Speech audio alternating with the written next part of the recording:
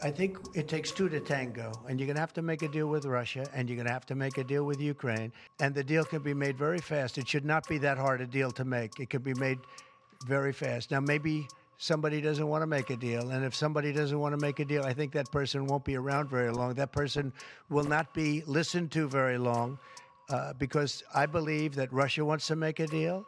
I believe certainly the people of Ukraine want to make a deal. They've suffered more than anybody else.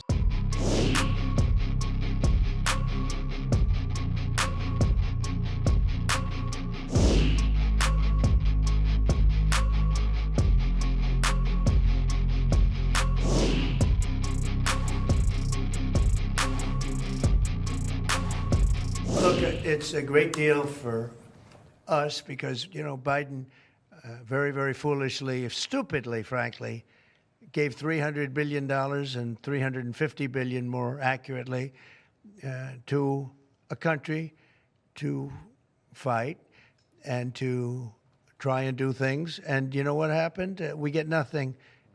Just gave it. We could have rebuilt our entire U.S. Navy with $350 billion. Think of it, $350 billion.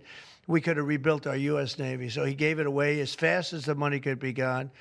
And what we're doing is getting that all back and a lot more than that. And what we need, it's very important for this business that we're talking about here with chips and semiconductors and everything else. We need rare earths.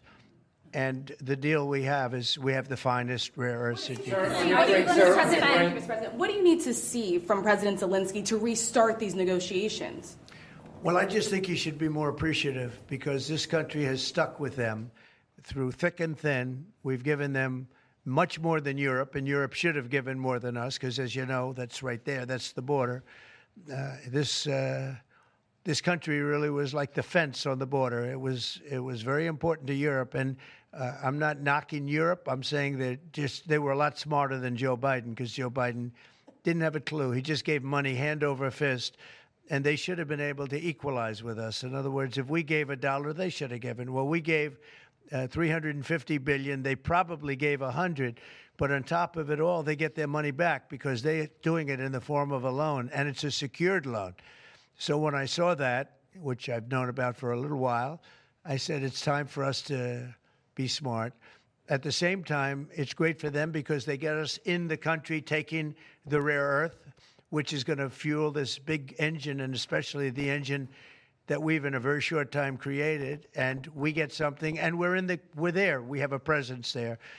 With all of that being said, I want one thing to happen. I want all of those young people to stop being killed. They're being killed by the thousands every single week.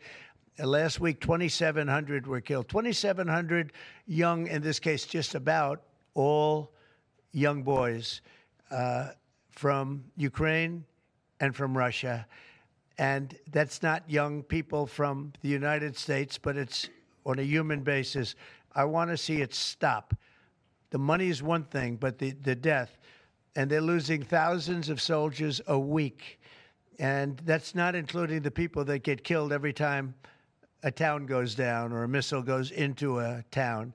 And I want to see it stop. Yes.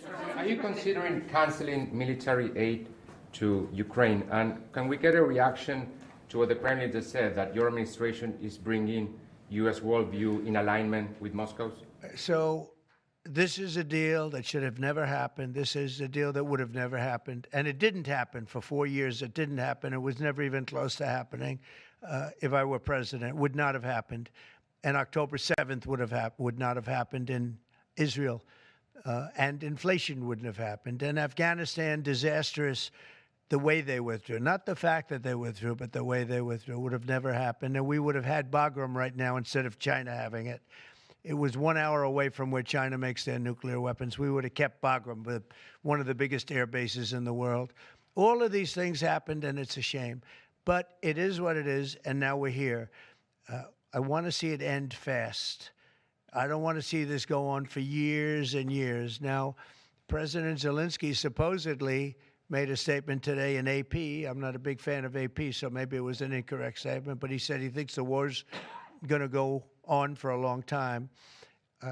And he better not be right about that. That's all I'm saying. Are you looking at relieving Russian sanctions if there is a peace deal?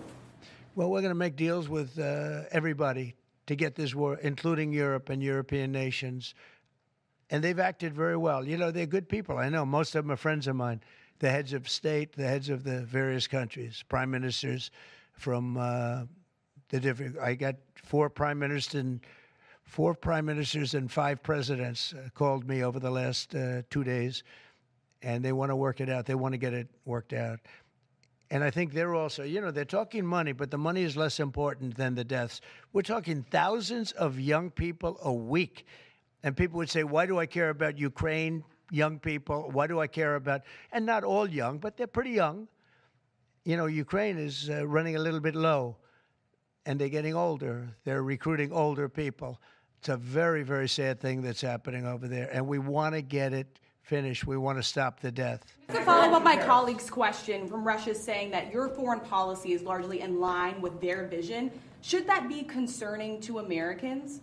Said what? Should that be concerning to Americans? Read the statement. That Russia says that your administration's foreign policy is, quote, largely in line with their vision. Well, I'll tell you what, I think it takes two to tango, and you're going to have to make a deal with Russia, and you're going to have to make a deal with Ukraine.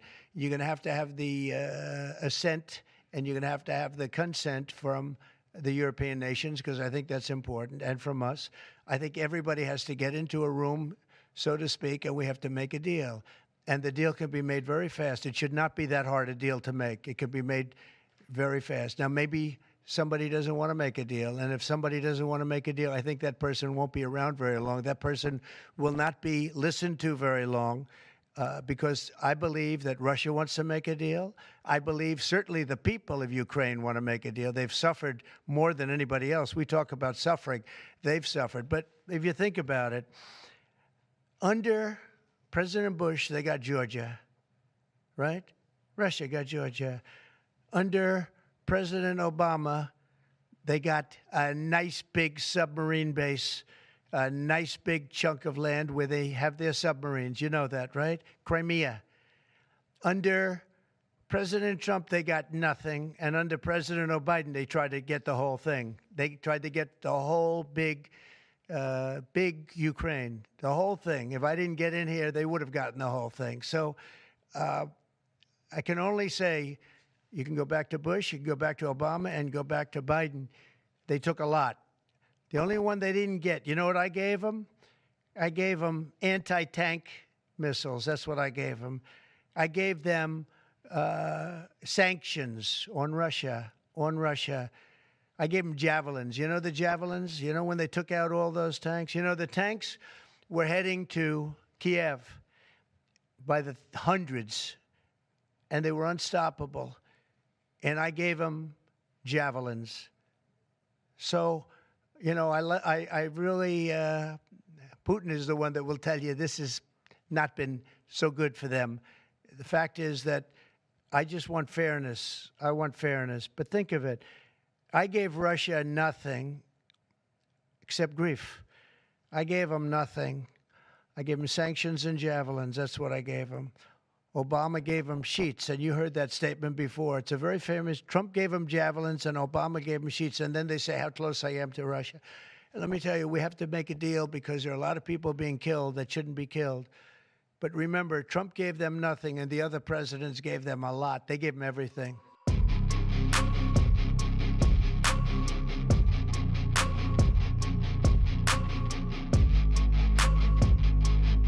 Ми сьогодні говоримо про перші кроки, і тому, поки їх не буде на папері, я не хотів би про них дуже детально говорити.